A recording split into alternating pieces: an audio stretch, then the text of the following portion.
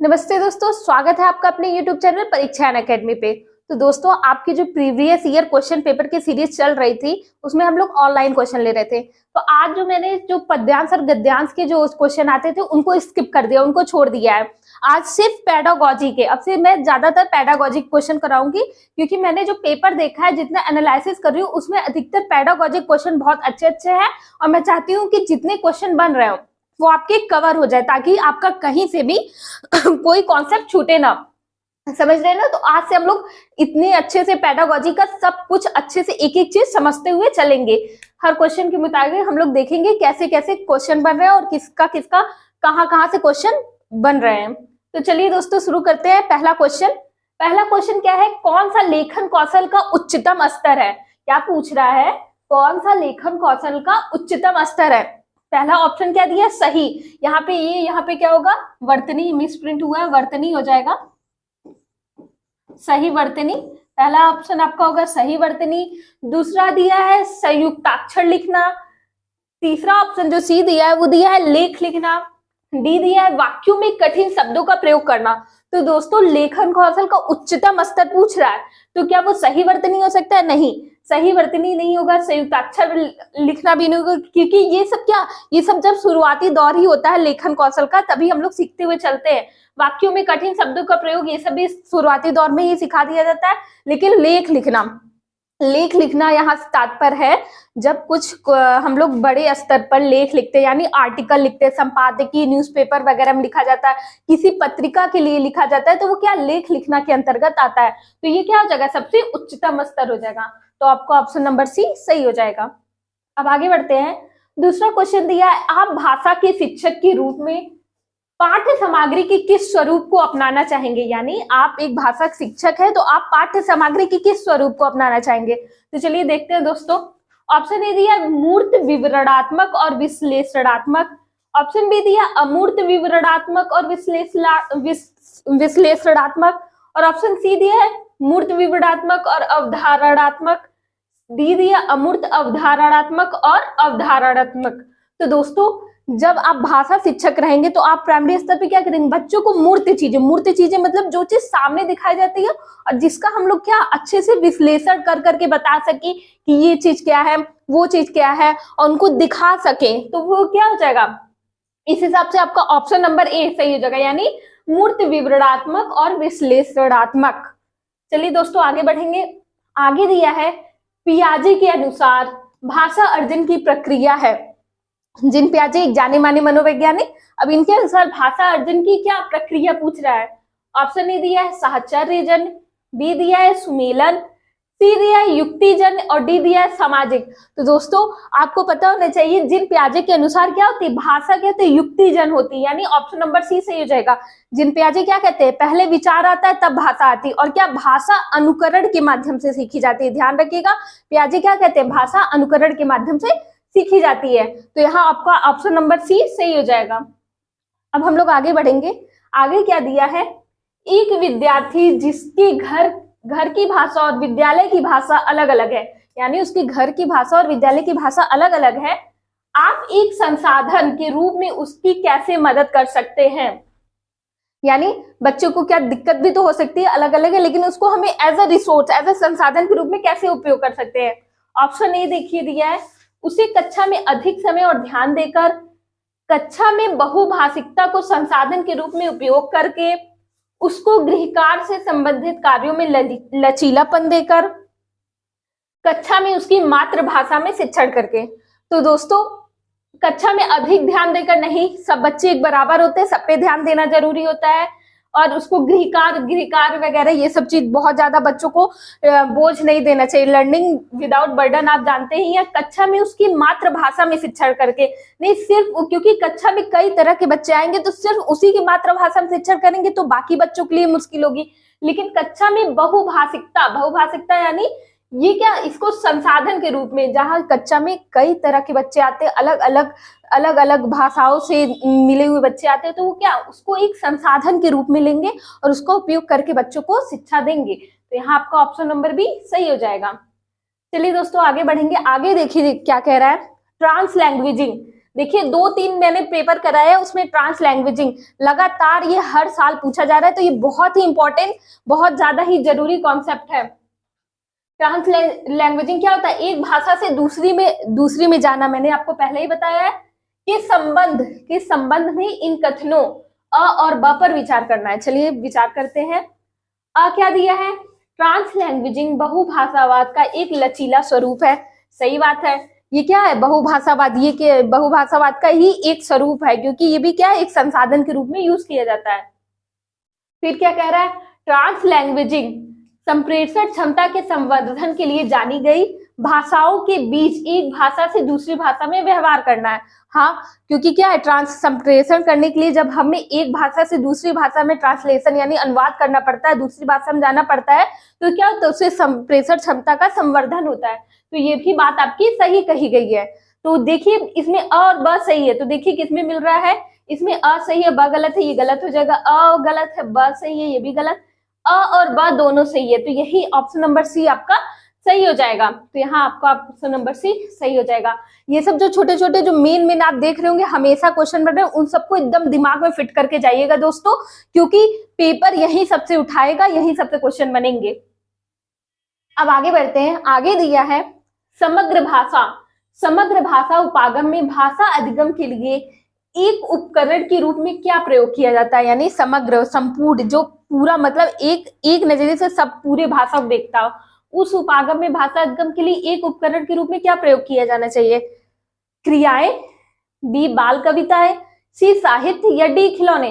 तो दोस्तों सबसे समग्र, यहाँ समग्र की बात कर रहा है। अगर बच्चों के लिए कहता है तब तो मान लीजिए आप बाल कविता ये सब लेते, लेकिन समग्र के लिए साहित्य, इसमें आपका कविता, कहानी, विधा, शिक्षण सब चीज आ जाएगा। तो यहाँ आपका ऑप्शन नंबर सी सही हो जाएगा। अब आगे बढ़ेंगे दोस्तों। अब देखिए क्या दे रहा है? कुल भौतिक प्रक्रिया यानी टीआरपी में किसकी केंद्रीय भूमिका होती है? पहले तो आप जान लीजिए कुल भौतिक प्रक्रिया, ये टीआरपी नहीं, ये टीपीआर होगा। अभी बता रही हूँ कैसे होगा टीपीआर। कुल भौतिक प्रक्रिया यानी टोटल फिजिकल रिस्पॉन्स। ये आपका इसका देख लीजिएगा क्या होता है, बाई चांस आ ही गया, क्या होता है? टोटल फिजिकल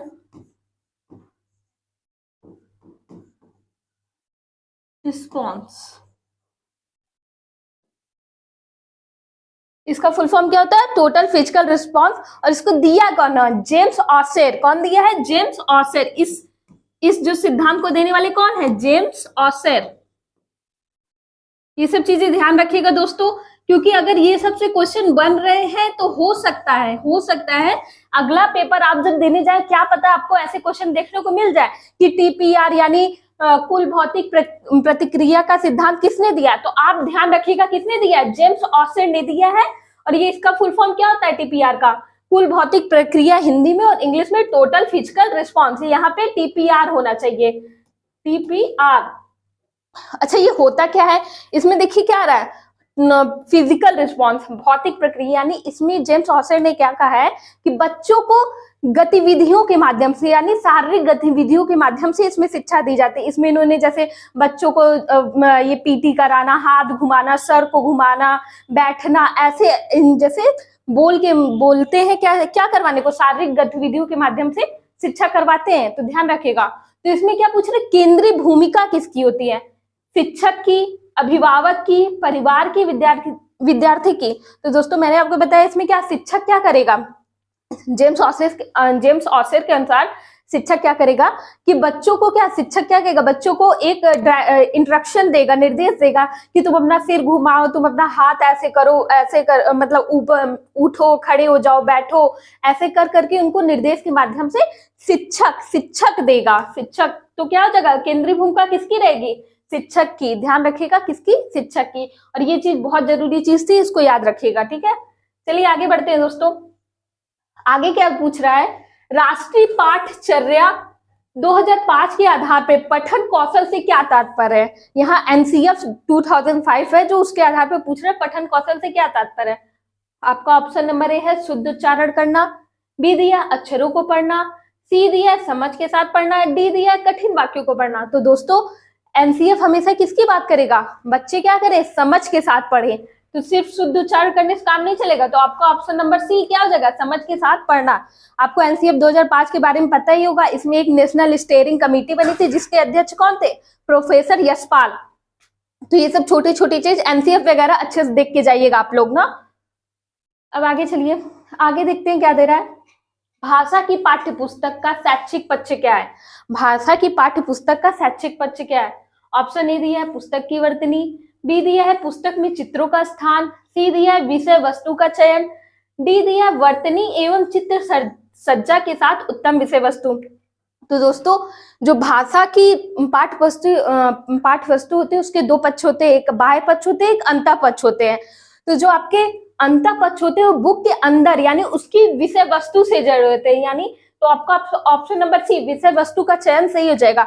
लेकिन यही अगर आपका बाह्य पक्ष से क्वेश्चन बनता तो ध्यान दीजिएगा, बाह्य पक्ष में पुस्तक के पाठ्य पुस्तक के बाहरी आवरण यानी उसका एक तो वर्तनी भी उसमें आ जाएगा, आपका चित्रों का स्थान और वर्तनी एवं चित्र संज्ञा जो भी उसकी जिल्द वगैरह है, पुस्तक को कैसे आकर्षक बनाना है, बाह्य पक्ष में ये सब शामिल रहेंगे। लेकिन अंतः पक्ष में उसके विषय वस्तु का चयन रहेगा।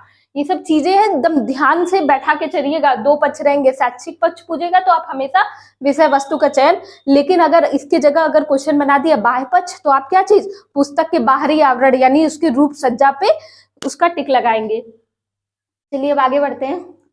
आगे क्या दिया है, विद्यार्थियों को दी जा रही गतिविधियों पर विचार करें। यहाँ कुछ गतिविधियां करने को दी जा रही है, उन पे विचार करना है। देखिए निम्नलिखित में से कौन सी गतिविधि संप्रेषण कौशल विकसित करने के लिए आप अपनाना चाहेंगे, यानी क्या बच्चों में संप्रेषण कौशल करने के लिए हम कौन सी गतिविधि अपनाना चाहेंगे। चलिए देखते हैं। पता है दोस्तों सीटेट का जो पेपर होता है उसको सबसे अच्छा सॉल्व करने का यही तरीका होता है कि क्वेश्चन में जो कह रहा है ना उस शिक्षक की जगह आप खुद को खड़े होकर देखिए। आप सोचिए वो आपसे ही कह रहा है, वो शिक्षक आप ही हैं, तो आप उस जगह पे क्या करेंगे, अपना दिमाग लगाइएगा। सीटेट आपके जानना चाहते हैं कि आप as a teacher as a शिक्षक क्या करना चाहेंगे। तो चलिए देखिए क्या कर रहा है, वह एक अभिनेता है डैश, वह एक हमेशा डैश है, ठीक है। सप्ताहांत पर मैं सुबह डैश जा रहा हूं, फिर मैं शाम बजे तक डैश वापस आ जाऊंगा। अपने मित्र से पूछे कि वह सप्ताहांत में कहां जाना पसंद करता है और क्यों। अपने सहपाठी से उन दो बिंदुओं के बारे में पूछे जिनका ध्यान में समूह चर्चा के समय रखते हैं। अच्छा दोस्तों देखिए सप्ताहांत यहाँ जो दिया है इसका वीकेंड होता है, मतलब जो शनिवार और संडे की छुट्टी मिलती है ना, बोलते हैं वीकेंड, मतलब सप्ताह के आखिरी दिन। तो पूछ रहा है क्या वह एक अभिनेता है, क्या इससे हम संप्रेषण कौशल विकसित कर सकते हैं। उससे क्वेश्चन पूछे वह एक अभिनेता है डैश डैश, किसी का नाम ले लिए, इससे क्या होगा बस एक नाम लेगा चुप हो जाएगा। दूसरा क्या होगा, सप्ताहांत पर मैं सुबह डैश मान लीजिए दिल्ली से जा रहा हूँ, फिर मैं शाम 5 बजे तक जौनपुर जा रहा हूँ। तो क्या ये भी क्या एक बस खाली एक सेंटेंस एक वाक्य हो जाएगा जिसमें संप्रेषण कौशल बच्चे का नहीं विकसित होगा। लेकिन अगर यही क्वेश्चन आप पूछता अपने मित्र से पूछे वह सप्ताहांत में कहाँ जा रहा है, मान लीजिए कहाँ जा रहा है बताया वह दिल्ली जा रहा है, अब पूछे क्यों, तो वो क्या बताएगा ना, अपना कारण बताएगा, तो इससे वो संप्रेषण कौशल विकसित होगा। फिर अपने सहपाठी से उन दो बिंदुओं के बारे में पूछे जिनका ध्यान में समूह चर्चा के समय रखते हैं। सबसे अच्छा यही है, उन कोई दो बिंदुओं का ध्यान पूछेंगे जिनको वो समूह चर्चा यानी ग्रुप डिस्कशन जब हो रही है उस टाइम वो रखते हैं। तो यहाँ आपका ऑप्शन नंबर दूसरा और तीसरा सही हो जाएगा। चलिए देख लेते हैं दूसरा और तीसरा किसमें है। इसमें तो तीनों दिया है तो ये तो गलत हो जाएगा, इसमें पहला दूसरा दिया ये भी गलत हो जाएगा। देखिए दूसरा तीसरा आपके ऑप्शन नंबर सी में ही मिल रहा है, तो यानी यहाँ आपका ऑप्शन नंबर सी सही हो जाएगा। चलिए आगे बढ़ते हैं दोस्तों। आगे क्या दे रहा है, स्टीफन क्रेशन के अनुसार कौन सी अचेतन प्रक्रिया है। स्टीफन क्रेशन इन्होंने क्या दिया, द्वितीय भाषा अधिग्रहण का सिद्धांत दिया। याद रखिएगा स्टीफन क्रेशन ने कौन सा सिद्धांत दिया है, द्वितीय भाषा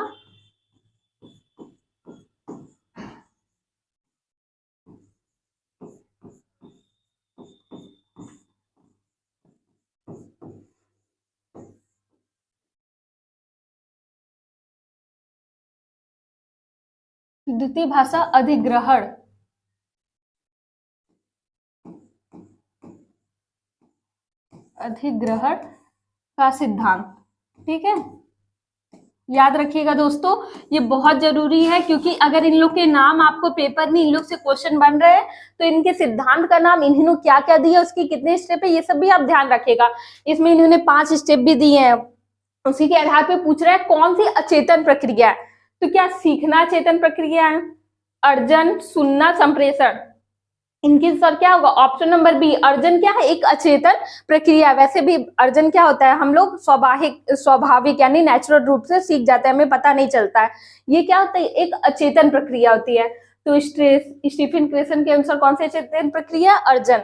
ऑप्शन नंबर बी आपका सही हो जाएगा। और इनकी जो सिद्धांत का नाम है, याद रखिएगा, द्वितीय भाषा अधिग्रहण का सिद्धांत। अब हम लोग आगे बढ़ते हैं।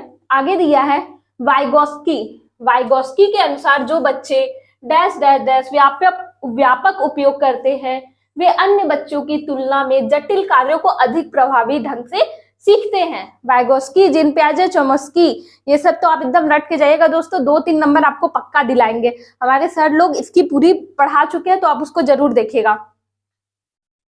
तो डैश डैश व्यापक प्रयोग करते, किसका प्रयोग करते हैं, आंतरिक भाषण का, व्यक्तिगत भाषण का, निजी भाषण का, या मौन भाषण का। दोस्तों वाइगोस्की की बात कर रहा है, वैसे तो इन्होंने 3 भाषण की बात कही है, सामाजिक भाषण और निजी भाषण और क्या आपका आंतरिक भाषण, 3 भाषण की बात कही है, लेकिन इन्होंने सबसे ज्यादा जोर किस पे दिया है, निजी भाषण पे, यानी प्राइवेट स्पीच पे। तो इनका ऑप्शन का जगह वाइगोस्की के अनुसार निजी भाषण के व्यापक उपयोग से बच्चे क्या जटिल कार्यों को प्रभावी ढंग से कर सकते हैं। तो आपका ऑप्शन नंबर सी हो जाएगा। और यहाँ अगर व्यक्तिगत भाषण, आप जानते ही है ना, व्यक्तिगत भाषण किसका रहता है, ईगोसेंट्रिक, आत्म केंद्रित रहता है, तो वो किसका हो जाता, आपके जीन पियाजे का। लेकिन यहाँ क्या निजी भाषण दिया है, यानी वाइगोस्की के अनुसार निजी भाषण। और यही जीन पियाजे ने, वाइगोस्की ने निजी भाषण को जितना जरूरी माना है, वही जीन पियाजे ने क्या आपके आत्म केंद्रित भाषण को एकदम नकार दिया, वो उसको जरूरी नहीं मानते हैं। चलिए अब आगे चलते हैं। देखिए पियाजे से भी आ गया क्वेश्चन आपका। पियाजे के अनुसार भाषा का विस्तार डैश से डैश तक होता है। अभी हम लोग ने वाइगोस्की को पढ़ा, पियाजे को देख लेते हैं। ऑप्शन दिया है निजी से व्यक्तित्व की ओर, निजी से सामाजिकृत, आत्म केंद्रित से सामाजिक, या सामाजिक से आत्म केंद्रित। मैंने आपको पहले बताया क्या, जीन पियाजे क्या आत्म केंद्रित, यानी बच्चा पहले आत्म केंद्रित जो रहता है, पहले बच्चा क्या रहता है, आत्म केंद्रित, यानी खुद में रहता है, फिर सामाजिक होता है। तो यहाँ आपका ऑप्शन नंबर सी हो जाएगा, भाषा का विकास आत्म केंद्रित से सामाजिक की ओर होता है। अब आगे बढ़ेंगे। आगे क्या दे रहा है, कक्षा में चर्चा के दौरान कक्षा 5 की एक विद्यार्थी भ्रष्टाचार के कारणों, ये एक टॉपिक दी गई है, पर अपना दृष्टिकोण प्रस्तुत करती है, यानी उस पर कुछ बोलती होगी। इस दौरान न तो वह दूसरों के विचारों से सहमति प्रकट कर रही है और न ही वह दूसरों के नजरिए से विषय वस्तु को देखने की कोशिश कर रही है। पियाजे के अनुसार, ध्यान दीजिएगा, किसके अनुसार, पियाजे के अनुसार वह किस प्रकार के भाषण में शामिल है, वह किस प्रकार के भाषण में शामिल है। यानी एक बच्चे को दिया गया टॉपिक भ्रष्टाचार के कारणों पे वह बोल रही है, और वो न किसी से मतलब किसी की बात नहीं समझ रही है, बस अपना ही बोल रही है। तो वो क्या हो जाएगा, वो पियाजे के अनुसार कौन सी भाषा का प्रयोग कर रही है, आत्म केंद्रित भाषण, सामाजिक भाषण, व्यक्तिगत भाषण या निजी भाषण। दोस्तों पहले बताया पियाजे किसकी बात करते हैं, आत्म केंद्रित भाषण की बात करते हैं, यानी आपका ऑप्शन नंबर ए सही हो जाएगा। यानी वो लड़की किस भाषण का प्रयोग करी, आत्म केंद्रित। लेकिन अगर यही वाइगोस्की का पूछता दोस्तों, तो आप क्या लगाते, निजी भाषण। लेकिन जिन पियाजे का पूछा है तो आप क्या लगाएंगे, आत्म केंद्रित, ईगोसेंट्रिक, याद रखिएगा। अब चलिए आगे चलते हैं। आगे क्या कह रहा है, जिन पियाजे के सिद्धांत के अनुसार विद्यार्थियों को व्याकरणिक संरचनाओं को समझाने के लिए भाषा शिक्षक को क्या करना चाहिए, मतलब व्याकरणिक संरचनाओं को समझाने के लिए भाषा शिक्षक को क्या करना चाहिए। ऑप्शन ए, समृद्ध लिखित सामग्री प्रदान करें और विद्यार्थियों को विभिन्न संरचनाओं की खोज करने को दे, विद्यार्थियों को अधिक से अधिक व्याकरणिक अभ्यास करने के लिए दे, विद्यार्थियों को पुस्तक से संरचनाओं को याद करने के लिए कहें, विद्यार्थियों को विभिन्न संरचनाओं पर कोई एक प्रदत्त कार्य दे। तो दोस्तों क्या मतलब व्याकरणिक अभ्यास, यहाँ जैसे भी अभ्यास वगैरह का है तुरंत वो ऑप्शन काट दीजिएगा। फिर याद करना, रटना अटना, ये सब जानते हैं निगेटिव होता है, ये सब जहां भी आपको मिले काट दीजिएगा। अगर वो नहीं पूछता तब तो आप सही करते, लेकिन यहाँ निगेटिव क्वेश्चन नहीं, पॉजिटिव है, पूछ रहा है कि अब क्या करना चाहिए। अब इन सब कोई एक प्रदत्त कार्य दे, फिर देखिए एक असाइनमेंट वगैरह बहुत ज्यादा बच्चों को ये सब देना नहीं है, क्या करना है, समृद्ध लिखित सामग्री प्रदान करें, यानी उसको एक लिखित समृद्ध मतलब भाषा से समृद्ध सामग्री प्रदान करें। और विद्यार्थियों को विभिन्न संरचनाओं को खोज, देखिए खोज करने कह रहा है, जहां बच्चे को खोज करने को, उसकी कल्पना शक्ति पे विकास करने को जोर दिया जाए, वो आपका ऑप्शन बेस्ट होगा। तो यहाँ आपको ऑप्शन नंबर ए सही हो जाएगा। अब आगे बढ़ते हैं, आगे क्या कह रहा है, कक्षा में विद्यार्थी, क्या कह रहा है, कक्षा में विद्यार्थी विषय वस्तु को समझ जाते हैं किंतु किसी चर्चा में भाग नहीं लेते हैं, किंतु किसी भी चर्चा में भाग नहीं लेते हैं, उन्हें भाषा की कौन सी कठिनाई है, यानी वो समझ रहे हैं, सब कुछ समझ रहे हैं, लेकिन बोल नहीं पा रहे, भाग नहीं लेते हैं, संकोच होगा, कोई ना कोई बात होगी, तो क्या मतलब है, संप्रेषण संबंधी है, ग्राह्यता संबंधी है, अभिव्यक्ति संबंधी या उच्चारण संबंधी है। तो दोस्तों ग्राह्यता वो समझ जा रहे, ग्राह्यता तो है ही, संप्रेषण मतलब अब दोस्तों से बात करना है तो ठीक है, संप्रेषण भी हो जाएगा, लेकिन अभिव्यक्ति वो अपने आप को प्रस्तुत नहीं कर पा रहे हैं, कुछ बोल नहीं पाते हैं, तो वो क्या, कौन सी प्रॉब्लम होगी उन लोग की, कौन सी समस्या है, अभिव्यक्ति। ऑप्शन नंबर सी आपका सही हो जाएगा। अब आगे चलते हैं, कक्षा में शिक्षक शब्दों या चित्रों के माध्यम से संप्रेषण कर रहे हैं, यानी शब्दों और चित्रों के माध्यम से बातचीत कर रहे हैं। इस स्थिति में विद्यार्थियों को किस श्रेणी में रखेंगे, मतलब इसमें विद्यार्थी किस श्रेणी में आएंगे। ऑप्शन ए संकेत देने वाले, बी विरोध करने वाले, सी संकेत समझने वाले, या डी सहमति देने वाले। तो दोस्तों जब बच्चे क्या चित्रों और क्या क्या बोले शब्दों या चित्रों के माध्यम से समझ रहे हैं, तो क्या संकेत समझ रहे हैं ना, वो संकेत है, चित्र और शब्द ये सब क्या संकेत है, उनके माध्यम से वो समझ रहे हैं, तो आपका ऑप्शन नंबर सी सही हो जाएगा, यानी संकेत समझने वाले। अब आगे देखेंगे, आगे क्या दिया है, विद्यार्थियों के लेखन के संरचनात्मक मूल्यांकन में क्या होना आवश्यक है, यानी उनके संरचनात्मक मूल्यांकन में क्या आवश्यक है। ऑप्शन ए दिया, यांत्रिक त्रुटियों को पेंसिल या पेन के द्वारा चिन्हित किया जाना चाहिए, विद्यार्थी द्वारा संकेत के उपयुक्त अर्थ प्रतिपादित करने तथा प्राप्त उद्देश्य के सोपानों पर टिप्पणी करनी चाहिए। सी क्या दे रहा है, लेखन प्रक्रिया में उत्पादित सभी सामग्रियों में विद्यार्थी की भागीदारी होनी चाहिए। डी दिया, विषय वस्तु यांत्रिक वर्तनी तथा प्रयोग के लिए ध्यानपूर्वक पठन होना चाहिए। तो दोस्तों सब तो ठीक है, अलग अलग बात कह रहे हैं, लेकिन जो सबसे बेस्ट आप देखेंगे वो क्या, पहले भी यांत्रिक वगैरह ये सब, ट्यूब पेंसिल ये सब जो ये तीनों ऑप्शन कह रहा है ना, ये तीनों ऑप्शन नहीं हो सकता, क्योंकि इसमें क्या कह रहा है, बच्चे को क्या एक यांत्रिक गतिविधि द्वारा सिखाने की बात कर रहा है, और बच्चों को कभी भी यंत्रवत यानी रट कर ये सब नहीं सिखाना है। लेकिन आपका बी क्या दे रहा है, विद्यार्थियों द्वारा संकेतों को उपयुक्त अर्थ प्रतिपादित करने तथा प्राप्त उद्देश्य के सोपान पर टिप्पणी करना चाहिए, यानी उन्हें बात में, उन्हें संप्रेषण में भाग लेना चाहिए। तो यहाँ आपका ऑप्शन नंबर बी सही हो जाएगा। अब आगे बढ़ेंगे दोस्तों, अगला क्वेश्चन क्या कह रहा है, अगले क्वेश्चन कह रहा है, बच्चे में अंतर्निहित जन्मजात क्षमता होती है जो उन्हें भाषा के पैटर्न को खोजने में मदद करती है। सही बात है। निम्नलिखित में से कौन सा सिद्धांत इस कथन का समर्थन करता है, मतलब बच्चे में भाषा की अंतर्निहित जन्मजात क्षमता होती है, ये कौन सा सिद्धांत कहता है। तो ये तो मैंने पहले ही आपको पेडागोजी की क्लास में बता चुकी हूँ। चलिए देखते हैं इसमें क्या है। ऑप्शन ए दिया व्यवहारवादी, बी दिया संज्ञानात्मकवादी, सी दिया रचनावादी, या डी दिया सहजतावादी। तो दोस्तों मैंने आपको क्या बताया था कि भाषा अर्जन क्षमता जो सहज और स्वाभाविक होती है, यानी ये अपने आप हो जाती है, ये वातावरण से लोग अपने आप सीख जाते हैं।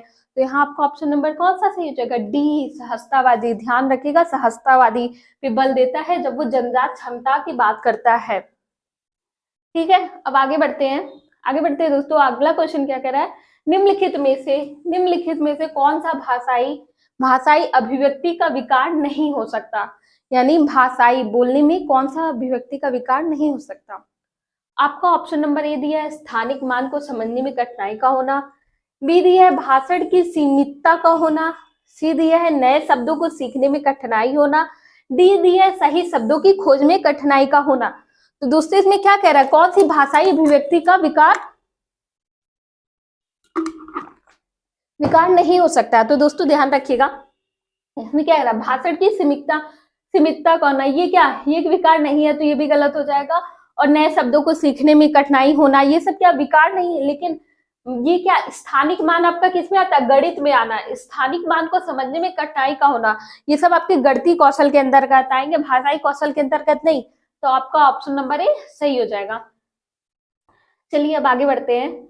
आगे क्या कह रहा है, एक डेढ़ से 2.5 वर्ष के बीच की शब्दावली जब 200 से 250 शब्दों और 2 शब्दों के उच्चारण तक पहुंचती है, तब इसे क्या कहते हैं। दोस्तों ये भी मैंने बहुत अच्छे से आपकी पेडागोजी की क्लास 1 जो गई थी हिंदी की, उसमें बताया है ये सब कि बच्चे किस किस स्टेज से बढ़ते हैं। यानी पहली स्टेज आपको कूइंग बताई थी यानी कूकना, दूसरा आपको बबलिंग एज बताई थी यानी बबलाना, फिर तीसरा आपको एक शब्द चरण और दूसरा 2 शब्द चरण यानी टेलीग्राफिक एज पढ़ाई थी। और ये सब जिन्होंने ना पढ़ा वो जाके देख ले। देखिए सीधे वहीं से क्वेश्चन बना है कि जब वो 200 से 250 शब्दों और 2 शब्दों के उच्चारण तक का होती है तो वो कौन सी एज कहलाती है। क्या वो टेलीग्राफिक भाषा कहलाती है, व्याकरणिक रूप कहलाती है, ओवर रेगुलराइज कहलाती है, या फिर वार्तालाप कहलाती है। तो दोस्तों मैंने आपको उसमें बताया वो क्या कहलाती है, टेलीग्राफिक एज यानी टेलीग्राफिक भाषा कहलाती है। कब, 1.5 से 2.5 वर्ष के बीच। इसे 2 शब्द चरण भी बोलते हैं और टेलीग्राफिक भाषा भी बोलते हैं। अब आगे बढ़ते हैं। अगला क्वेश्चन दिया है, निम्नलिखित में से कौन सा एक भाषा के विकास को बढ़ावा नहीं देता है। यहाँ देखिए नहीं देता है पूछा है, भाषा के विकास को बढ़ावा नहीं देता है। रोमांचकता को व्यक्त करने में भाषा का प्रयोग करना, ये तो देगा ही, क्योंकि जिसमें आपका रोमांच पैदा होगा वो क्या वो आपका भाषाई विकास को बढ़ावा देगा। घटनाओं तथा वार्तालाप आरंभ से अंत तक बनाने के लिए भाषा का प्रयोग करना, दोस्तों इसमें भी आपका भाषा का संवर्धन होगा या भाषा को बढ़ावा मिलेगा। सीधी है, सामाजिक संपर्क बनाने और उनको निरंतर बनाए रखने के लिए भाषा का प्रयोग करना, ये भी सही है। लेकिन सामाजिक वर्गीकरण हेतु भाषा का प्रयोग करना, क्या इससे भाषा का विकास होगा, नहीं होगा। दोस्तों सामाजिक वर्गीकरण के लिए बच्चों से क्या मतलब, इसका क्या, इससे बच्चों की भाषा का विकास नहीं होगा। तो यहाँ आपका ऑप्शन नंबर डी सही हो जाएगा, क्योंकि निगेटिव पूछा था, जो गलत होगा वही सही होगा। अब आगे बढ़ेंगे। आगे दे रहा है, भाषा अधिगम अभ्यास और पुनर्बलन की सहायता से स्वतः स्फूर्त तरीके से होता है। यहाँ अभ्यास और पुनर्बलन की बात की जा रही है, ध्यान दीजिएगा। यह सिद्धांत किनके द्वारा प्रतिपादित किया जाता है, मतलब यह सिद्धांत किन पर आधारित है। अभी तो एक आपका सहजतावादी आया था, अब देखिए यहाँ किस पे है, ए संज्ञानवादी, बी रचनावादी, सी व्यवहारवादी, या डी अंतःक्रियावादी। तो दोस्तों क्या पुनर्बलन की, जहां अभ्यास और पुनर्बलन की बात करें तो ये आपके व्यवहारवादी होती है, यानी आपके जैसे स्किनर वगैरह हो गए, ये सब क्या भाषा को पुनर्बलन के द्वारा सीखने पर जोर देते हैं।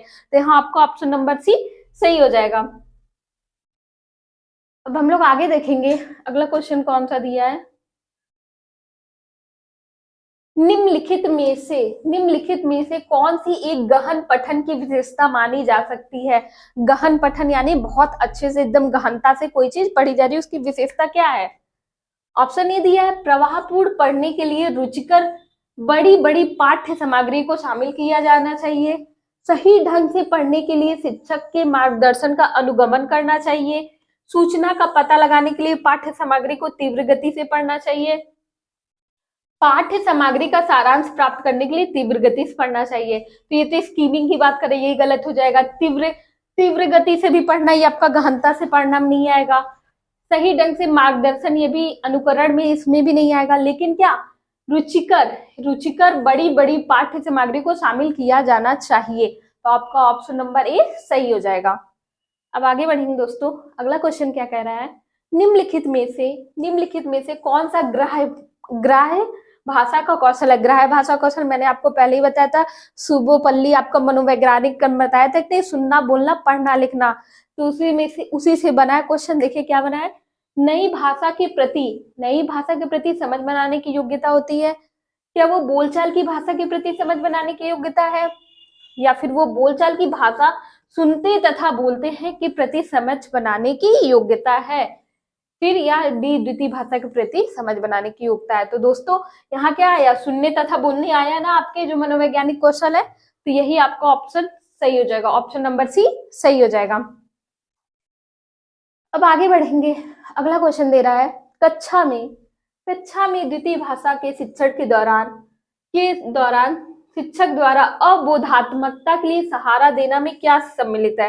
अबोधात्मकता के लिए सहारा देना क्या सम्मिलित है? ऑप्शन ए चेष्टाएं करना तथा मुख्य भावों का प्रयोग करना, बी यहाँ नीचे आना चाहिए था, ये बी है, घर की भाषा के सारांश, सी दिया शिक्षक के द्वारा चित्र या शब्दों का प्रयोग करना, या डी दिया संकेतों का प्रयोग। यानी क्या कर रहा है, कक्षा में द्वितीय भाषा के शिक्षण के दौरान अबोधात्मक, तो इसमें क्या होगा, चेष्टाएं करना तथा मुख भावों का प्रयोग, जितना अच्छा वो जेस्टर यानी मुख का, हाथ का, ये सब का जितना अच्छा भाव रहेगा बच्चे द्वितीय भाषा को उतना ही अच्छे से ग्रहण करेंगे। यहाँ आपका ऑप्शन नंबर ए सही हो जाएगा। अब आगे बढ़ेंगे।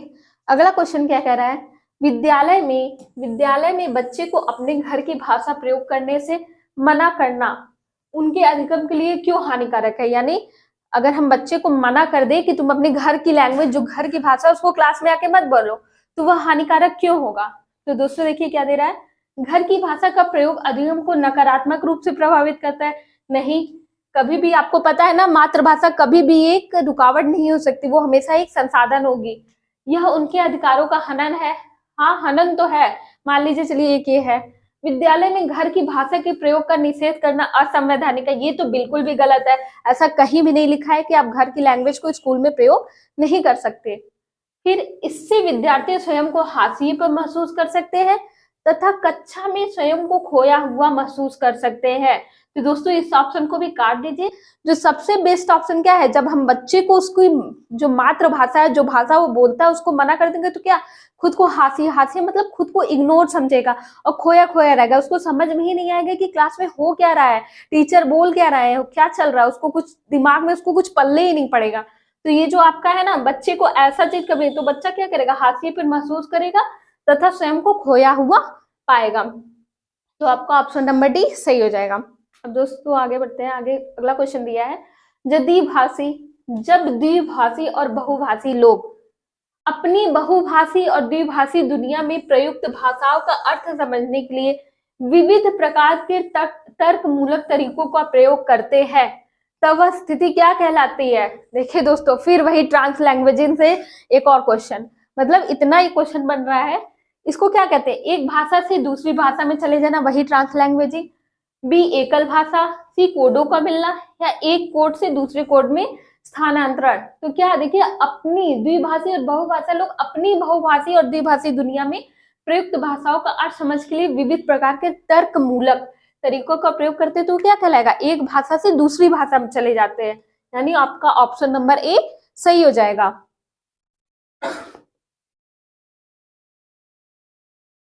अब अगला क्वेश्चन देखते हैं, किसी मातृभाषा पर आधारित बहुभाषिकता कहेंगे, यानी मातृभाषा के आधारित किसी बहुभाषिकता कहेंगे।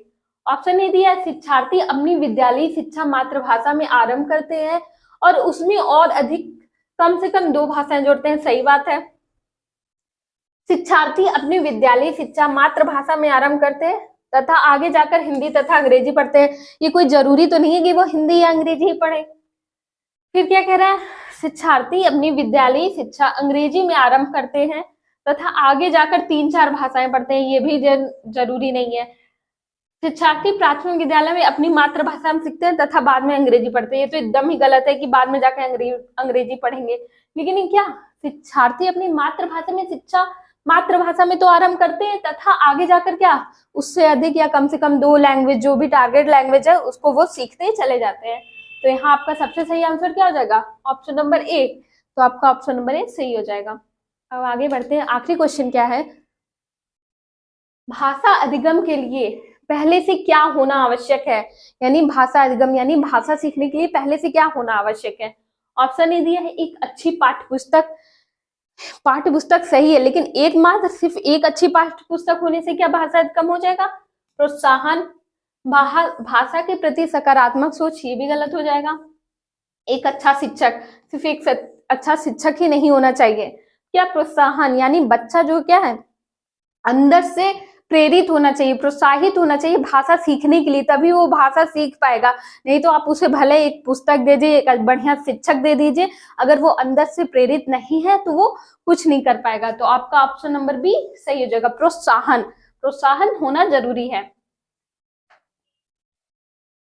तो दोस्तों आज की मेरी क्लास यहीं समाप्त होती है। हमारे चैनल को लाइक कर लीजिए, सब्सक्राइब कीजिए, शेयर कीजिए, नोटिफिकेशन भी ऑन कर लीजिएगा, क्योंकि आपको अभी और क्लासेस मिलती जाएंगी, ताकि आप समय समय पे उनको देख सके और अपनी तैयारी अच्छे से कर सके। और हमारा साथ देते रहिए, हमसे जुड़े रहिए, ज्यादा से ज्यादा हमारी क्या जितनी भी पढ़ाया जा रहा है उसको ज्यादा से ज्यादा लोगों तक शेयर करिए। ठीक है दोस्तों, तो मिलते हैं नए वीडियो में नेक्स्ट टॉपिक के साथ। तब तक के लिए जय हिंद, जय भारत।